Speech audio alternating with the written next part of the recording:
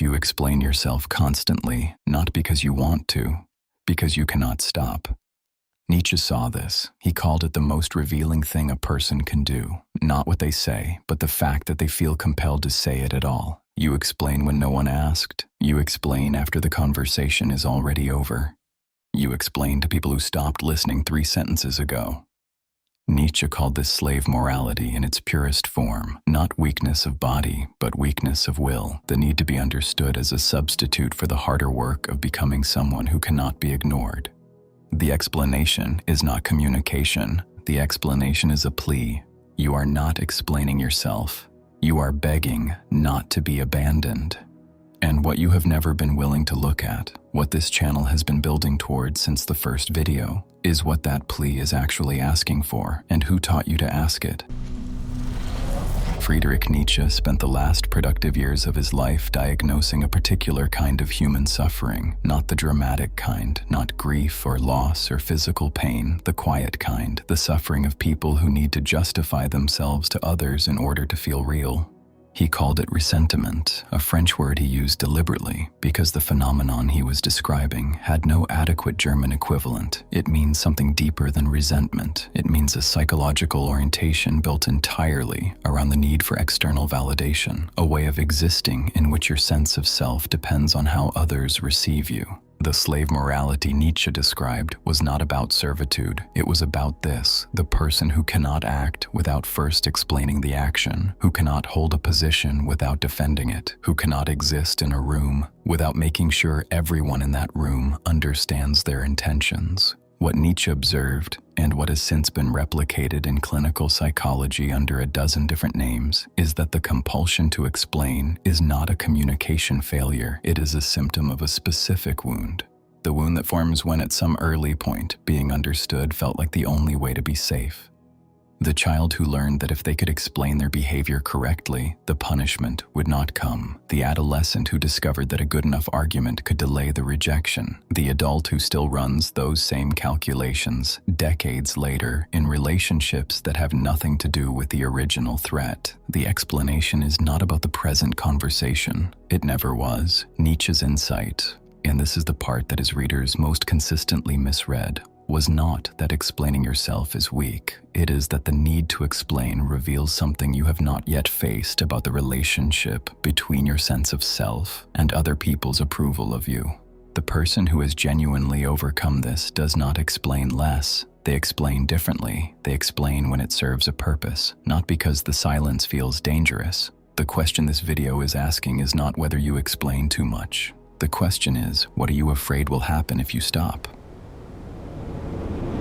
In 1895, a French army officer named Alfred Dreyfus was court-martialed for treason he did not commit. The evidence against him was fabricated. The trial was a spectacle of institutional anti-Semitism. He was convicted and sent to Devil's Island. What is less often discussed is the 12 years that followed his exoneration. Dreyfus spent those years, after he was formally declared innocent, after the fabricators were exposed, after history had vindicated him completely, writing letters, memoirs, legal documents, personal journals, explaining, reconstructing, sentence by sentence, the logic of his innocence to people who already believed him, to people who were already dead, to himself.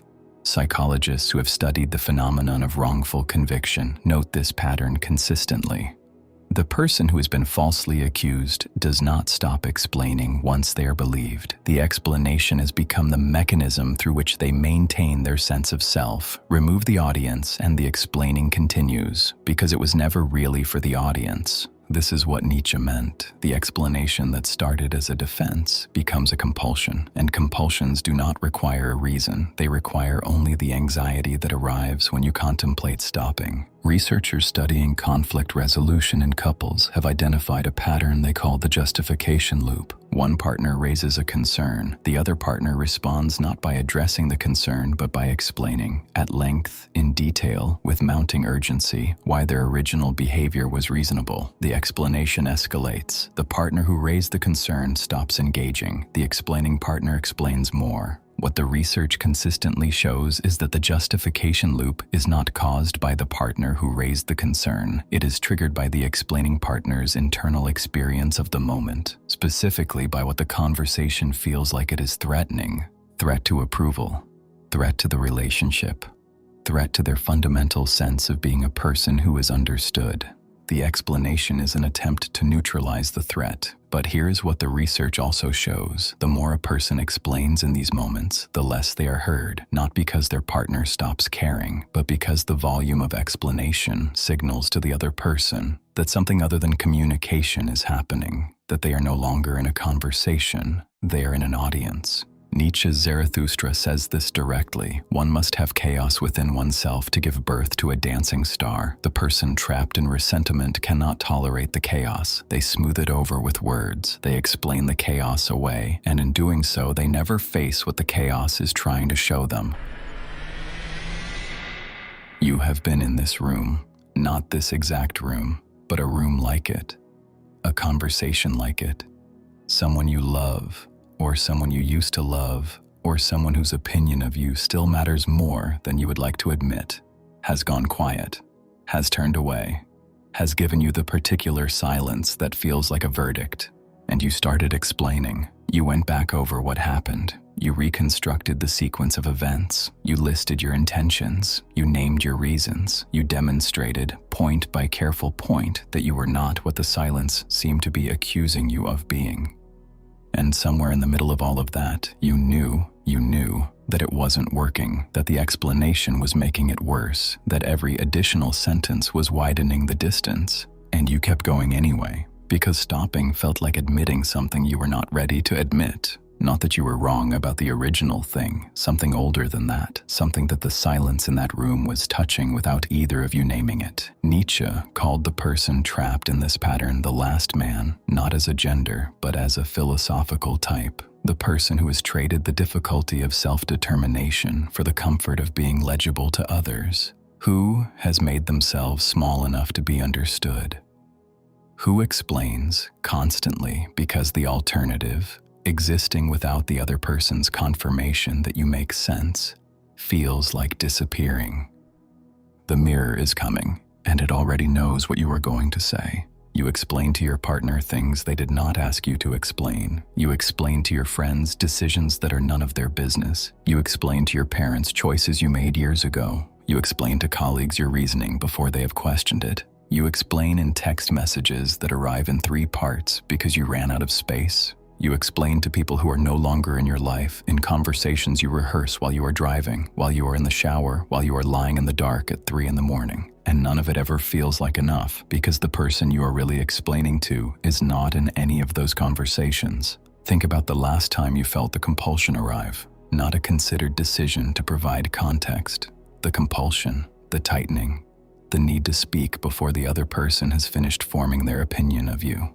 What were you afraid was about to happen? Not the surface thing, not the argument about whatever it was. Underneath that, what did the silence feel like it was about to confirm? That you are too much, that you are not enough. That if you do not fill the space with words, the other person will arrive at a conclusion about you that you cannot control, and that conclusion will be the true one. Here's what Nietzsche's framework forces you to look at. The explaining is not a communication strategy, it is a survival strategy, one that was built at a time when your survival, emotional, relational, possibly literal, depended on being understood, on making the other person see your intentions clearly enough that they would not withdraw. It worked then, or it worked enough, and so the pattern was laid down.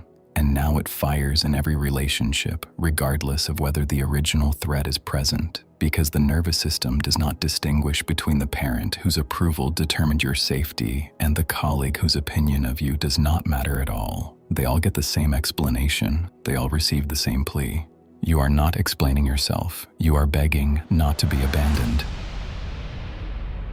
What he offered instead was this: the recognition that the explaining will not stop until the thing underneath it is faced directly, not processed, not healed, faced. The question underneath the explaining is always some version of, am I acceptable without your confirmation? And the answer that the explaining is designed to prevent you from sitting with is, you do not know, because you have never stopped long enough to find out. Every explanation is a way of not sitting with that question. Every justification is a way of outsourcing the answer to another person, making their reception of you the evidence for or against your own acceptability. Nietzsche called this the fundamental failure of slave morality, not moral failure, structural failure, the structure that says, I exist in relation to how I am received, I am real when I am understood, I am safe when I am approved of.